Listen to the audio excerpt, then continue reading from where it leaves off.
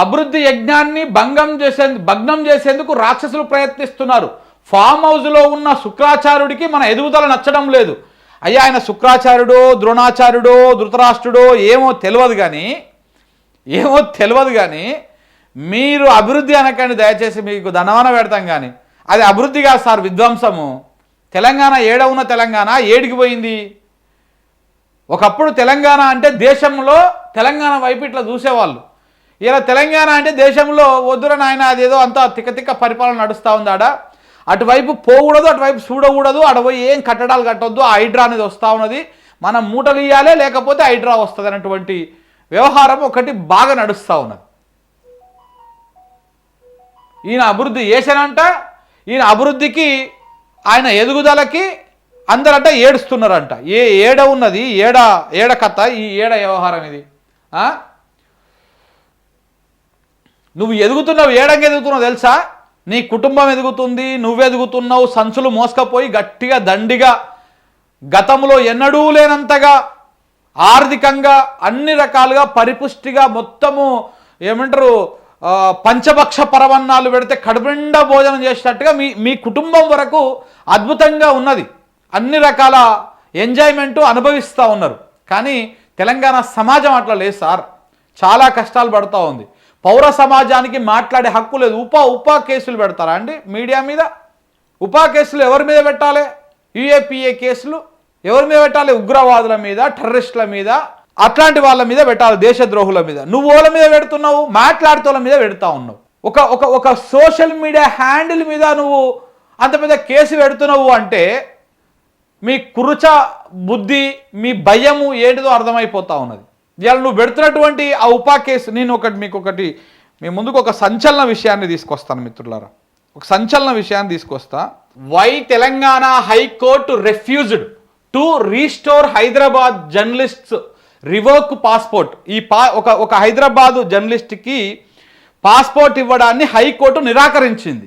ఆయన పాస్పోర్ట్ని ఇవ్వకుండా పోలీసు వాళ్ళు రిజెక్ట్ చేస్తే ఆయన హైకోర్టును ఆశ్రయిస్తే ఒక జర్నలిస్టు ఆయన దాన్ని అభ్యర్థనని హైకోర్టు కూడా రిఫ్యూజ్ చేసింది, హైకోర్టు కూడా రిజెక్ట్ చేసింది, నాకు పాస్పోర్ట్ ఇవ్వద్దు అని. ఈ జర్నలిస్ట్ ఎవరు? ఈ జర్నలిస్ట్ ఎవరు? ఈ తెలంగాణ జర్నలిస్ట్ ఎవరంటే మన తెలంగాణ ప్రభుత్వం ఏరి కోరి, ఈ కాంగ్రెస్ ప్రభుత్వం వచ్చిన తర్వాత ఒక జర్నలిస్ట్కి, ఒక తెలంగాణ జర్నలిస్ట్కి ఏమంటారు దాన్ని, పురస్కారం ఇచ్చింది, ఒక అవార్డు ఇచ్చింది, లైఫ్ అచీవ్మెంట్ అవార్డు అని. అది కూడా ఏ కేటగిరీలో ఇచ్చింది? తెలంగాణ డిజిటల్ మీడియా జర్నలిస్టుల కేటగిరీలో ఒక జర్నలిస్ట్కి లైఫ్ అచీవ్మెంట్ అవార్డు ఇచ్చింది. ఆ జర్నలిస్ట్ ఎవరయ్యా అంటే ఇగో ఈ జర్నలిస్టే ఆ జర్నలిస్టు. ఈ హైకోర్టు ఎందుకు చేసింది అంటే నేషనల్ సెక్యూరిటీ ఇష్యూస్ను దృష్టిలో పెట్టుకొని ఆయనకు గతంలో ఉగ్రవాదులతోటి సంబంధాలు ఉన్నాయన్నటువంటి కోణంలో దాన్ని దృష్టిలో పెట్టుకొని ఆ జర్నలిస్ట్కి మేము పాస్పోర్ట్ ఇవ్వలేము, పాస్పోర్ట్ ఇవ్వమని ఆదేశాలు జారీ చేయలేము అని చెప్పేసి ఈ ప్రభుత్వానికి హైకోర్టు చెప్పింది. ఇది ఎన్నడు? ఫిబ్రవరి 7వ తారీఖు 2026, ఇదే సంవత్సరము ఫిబ్రవరి 7వ తారీఖు నాడు వచ్చినటువంటి వార్త ఇది. అసలు ఎవరా జర్నలిస్టు? మీరు ఇక చూపిస్తా, ఇవన్నీ చూపిస్తా 1 by 1. ఆ జర్నలిస్ట్ ఎవరు? ఆయన ఎవరు? ఇగో శశిధర్ రెడ్డి గారు, మన ఎవరు బీజేపీ నాయకుడు మర్రి శశిధర్ రెడ్డి గారు చాలా క్లియర్గా చెప్పిండు. ఆ జర్నలిస్ట్ పేరు ఏం పేరు అంటే జర్నలిస్ట్ అబూ ఐమల్ అంట. అబూ ఐమల్. ఈ అబూ ఐమల్ అంట ఆయనకు ఏం అవార్డు ఇచ్చిరంటే తెలంగాణ డిజిటల్ మీడియా ఎటుపోయేది అగో ఇది ఇక్కడ ఉంది చూడండి మీరు. ఇగో Telangana government honours Azad reporter Abu Aimal with life achievement award in digital media. ఇదేనటి ఇచ్చిర్రు నవంబర్ 13వ తారీఖు 2025లో. ఈ అబూ ఐమల్ అంట ఆయనకి, ఈయన ఆజాద్ మీడియాకి జర్నలిస్ట్ అంట. ఈయనకి లైఫ్ అచీవ్మెంట్ అవార్డు ఇచ్చింది ఈ తెలంగాణ ప్రభుత్వం, ఈ రేవంత్ రెడ్డి గారి ప్రభుత్వం. మళ్ళీ ఇదే రేవంత్ రెడ్డి గారి చేతిలో ఉన్నటువంటి పోలీసులు ఆయన పాస్పోర్ట్ అప్లై చేసుకుంటే పాస్పోర్ట్ను రిజెక్ట్ చేసిరు. రిజెక్ట్ చేస్తే ఆయన ఏం చేసిండు? నా పాస్పోర్ట్ మీరు ఎట్లా రిజెక్ట్ చేస్తారు, ఏ రకంగా రిజెక్ట్ చేస్తారు, నాకు పాస్పోర్ట్ కావాలి అని చెప్పేసి ఆయన హైకోర్టును ఆశ్రయిస్తుండు. హైకోర్టు ఏం చెప్పింది, బాబు మీకు మేము హైకోర్టు కూడా చాలా క్లియర్గా చెప్పింది.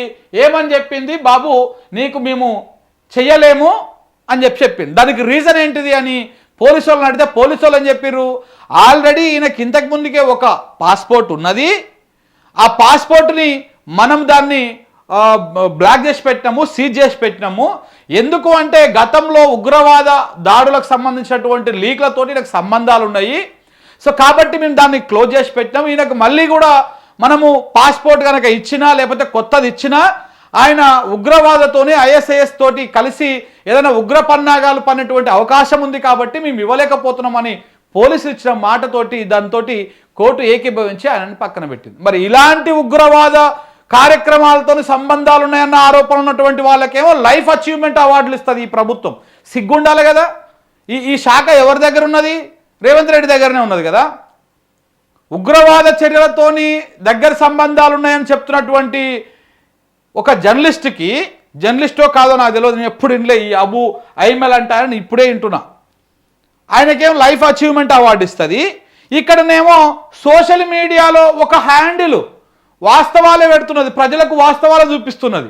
కాకపోతే మీ భాగవతాన్ని విప్పి చూపిస్తూ ఉన్నది. అది చూపిస్తూ ఉంటే దాని మీద మాత్రం ఉపా కేసులు పెట్టేస్తారు. మరి ఈయన ఎవరయ్యా, ఈ అబు ఐమెల్ అంటే ఆయన ఎవరయ్యా అంటే ఇక ఆయన వీడియోలు కొన్ని రీల్స్ కూడా మీకు చూపిస్తా చూడండి. ఈయన చాలా దగ్గర వ్యక్తి ఎవరికి,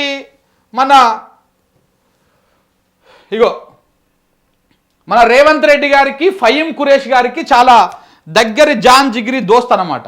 ఈ జాన్ జిగ్రీ దోస్త్ కాబట్టి ఆ జాన్ జిగ్రీ దోస్త్కి ఈ లైఫ్ అచీవ్మెంట్ అవార్డు ఇలా ప్రభుత్వం వచ్చిన తర్వాత ఏరి కోరో ఆయనకి ఇచ్చారు. ఆయన పేరు ఎప్పుడు విన్నారండి తెలంగాణ ప్రజలారా మీరు?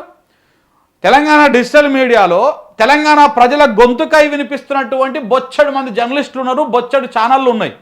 ఎన్నడన్నా ఈ అబు ఐమెల్ అన్నట్టు ఆయన పేరు విన్నారా మీరు? విన్నారా? వినలే. కానీ ఆయనకు డిజిటల్ మీడియా కేటగిరీలో లైఫ్ అచీవ్మెంట్ అవార్డుని ఈ తెలంగాణ ప్రభుత్వం, ఈ రేవంత్ రెడ్డి గారి ప్రభుత్వం ఇస్తుంది. ఆయనకు పాస్పోర్ట్ ఇవ్వకుండా మళ్ళీ ఈ ప్రభుత్వమే అది చేస్తుంది. ఎందుకయ్యా అంటే ఆయనకు ఉగ్రవాదులతో సంబంధాలు ఉన్నాయి. ఇప్పుడు నువ్వు కేసు పెట్టాల్సిందే ఎవరి మీద? ఈ లెక్కన ఇట్లా ఉగ్రవాదులతో సంబంధాలు ఉన్నటువంటి వ్యక్తులకేమో నువ్వు లైఫ్ అచీవ్మెంట్ అవార్డులు ఇచ్చేసి ఇది చేస్తావు. ప్రజలకు వాస్తవాలు చూపిస్తున్నటువంటి సోషల్ మీడియా హ్యాండిల్లకేమో వాళ్ళ మీదనేమో ఉపా కేసులు పెడతావు. ఏం ప్రభుత్వం ఇది? మీరా రాజ్యాంగాన్ని కాపాడేది? సిగ్గుపోతుంది. రాజ్యాంగాన్ని చేతిలో పట్టుకొని మేమే రాజ్యాంగ రక్షకులం. మీరు రక్షకులు కాదురా నాయన, భక్షకులు. మీరు మింగుతుర్రు రాజ్యాంగాన్ని. రోజో పేజీ లెక్కన సింపుతుర్రు. మీరు రక్షకులు ఏ కోచాన కూడా గారు. ఇంకా మాట్లాడుతూ ఉంటాడు ఈయన పెద్ద మనిషి. ఎవరు? ఇగో ఈయన మాట్లాడుతూ ఉంటాడు పక్కన. మోడీ పాలనలో వ్యవస్థలన్నీ విధ్వంసం అయిపోతూ ఉన్నాయి, రాజ్యాంగ రక్షణే కాంగ్రెస్ ఏకైక లక్ష్యం. ఏం అనిపిస్తలేదా మహేష్ కుమార్ గౌడ్ గారు? ఏ కోశాన కూడా ఏం అనిపిస్తలేదా మీకు? రాజ్యాంగాన్ని మీరు రక్షించేటోళ్ళా? ఎట్లా కనపడతా ఉంది? రాజ్యాంగాన్ని రక్షించినట్టుగా ఎడ కనపడతా ఉంది? మీది ఎట్లా ఉంది? నేను మొదటి నుంచి చెప్తానే ఉన్నా. వీళ్ళది నోటితోని చెప్పేది ఒకటి, వీళ్ళ చేతల్లో కనపడేది ఒకటి. నోటితోని ఒకటి చెప్తారు, చేతల్లో కనపడేది ఒకటి. చెప్తున్నాం కదా, రేపటి నాడు ప్రభుత్వం ఏ మాత్రం అటు ఇటు అయినా మిమ్మల్ని ఎవడూ ముంచాల్సిన అవసరం లేదు, మిమ్మల్ని ఎవడూ అది చేయాల్సిన అవసరం లేదు. అధికారం ఉన్నటువంటి పార్టీ ఏది కూడా మిమ్మల్ని అది చేయాల్సిన అవసరం లేదు. మీరు చేసిన తప్పులు, పొరపాట్లు, కక్షపూరిత వ్యవహారాలు ఇవి మాత్రమే రేపటి నాడు మిమ్మల్ని ఒక్కొక్కరిని బొక్కలో పెట్టి జీవితాంతం జైల్లో పెట్టేటువంటి అవకాశం ఉంటుంది. దీంట్లో గింత మిస్యూజ్ చేస్తారా మీరు రాజ్యాంగాన్ని, వ్యవస్థలను, చట్టాలని? మళ్ళీ మళ్ళీ అది లేకుండా మోడీ పాలనలో వ్యవస్థలన్నీ విధ్వంసం అవుతున్నాయి. మోడీ పాలనలో ఏమవుతుందో ఇంకా ఈ రాష్ట్రం చూడలే. కానీ సరే తెలిసే కాదు తెలుస్తూనే ఉన్నాయి. కానీ మీరు మాత్రం సర్వనాశనం, సత్యనాశం చేసేస్తున్నారు. ఇది అది అని కాదు, ప్రతి వ్యవస్థని సర్వనాశనం చేస్తూ ఉన్నారు. మీరు పెట్టినటువంటి కేసులే దానికి అలా నేషనల్ మీడియా మొత్తం కోడాయి కూస్తూ ఉంది, తుప్పుకున్న ముఖం మీద ఉంచుతూ ఉంది. అయినా సిగ్గురాకపోయా మనకి. మళ్ళీ బయటకు వచ్చి మళ్ళీ ఇట్లాంటి స్టేట్మెంట్లే, వ్యవస్థలన్నీ విధ్వంసం అయిపోయినాయి, రాజ్యాంగాన్ని రక్షించడం మేమే, కాంగ్రెస్ వాళ్ళమే రాజ్యాంగాన్ని రక్షిస్తామని చెప్పేసి మళ్ళీ మాట్లాడుతూ ఉన్నారు. ఓ సోషల్ మీడియా హ్యాండిల్లో వచ్చిన జర్నలిస్టు ఎవరో వాస్తవాలు చెప్తే సహించలేనటువంటి మీరు, విమర్శను తీసుకోలేనటువంటి మీరు, మేము దేశానికి స్వాతంత్రం తెచ్చినాం, దేశంలో మేమే ఎక్కువ కాలం పరిపాలించినామని చెప్పుకుంటున్నటువంటి మీరు ఇవాళ ఒక విమర్శను తీసుకోలేకపోతున్నారు, ప్రజల గోసను చూడలేకపోతున్నారు. అధికారంలో కూర్చున్నాక కళ్ళు నెత్తికెక్కినాయి. అహంకారం అనేటువంటిది ప్రతి కాంగ్రెస్ ఓడి ఒంటి నిండా చేరిపోయింది. కాబట్టి ఈ రకంగా మీరు బిహేవ్ చేస్తూ ఉన్నారు. తప్పకుండా వీటన్నింటికి సమాధానం చెప్పే రోజు ఒకటి వస్తుంది. ఆ రోజు దాకా వెయిట్ చేయండి. ఇంకైనా మాట్లాడుతూ ఉంటే నాకు గుర్తుకొచ్చింది ఏమని, మీ ఏడిపే అది ఇదని మాట్లాడుతూ ఉంటే, ఈయన అభివృద్ధి గురించి మాట్లాడుతూ ఉంటే ఈయన చేసిన ఘనకార్యాలు గుర్తుకొచ్చినాయి. ఇప్పుడు నేను చూపించిన ఈ అబు ఐమెల్ అనేది చిన్న శాంపిలే. ఒక్కొక్క సోషల్ మీడియా హ్యాండిల్ వెనకాల ఒక్కొక్క కథ ఉన్నది. ఈ మధ్యలో కట్టర్ కాంగ్రెస్ అని ఒక హ్యాండిల్ తిరుగుతూ ఉంది, బాగా గుర్తుకుందా? ఆ కట్టర్ కాంగ్రెస్ హ్యాండిల్ వ్యవహారం కూడా మన దగ్గర ఉన్నది. చెప్తాను, అది కూడా టైం వచ్చినప్పుడు. ఎవడు నడిపిస్తున్నాడు, ఏడికెళ్ళి నడిపిస్తున్నాడు, వాడు నెల నెలకు ఎంత పోతున్నది, ఎవరి సొమ్ము పోతున్నది, ఏడికెళ్ళి తింటా ఉన్నారు. అందులో ఈ కర్రీనా ఏం పేరు అని పేరు కర్రీ, వాడు డిజిటల్ మీడియాకి వాడి వ్యవహారం ఏంది, వీళ్ళదేంది, ఒక్కరొక్కరి మొత్తం కమ్మలు చింపే కార్యక్రమాలు నేను మొదలుపెట్టినట్టు చేస్తా కూడా. కాకపోతే కొన్ని సమయం సందర్భం బట్టి చేద్దామని వెయిట్ చేస్తూ ఉన్నా, వెయిట్ చేయండి. సో కాబట్టి ఇది ఈ రకంగా వీళ్ళు ముందుకు పోతా ఉన్నారు.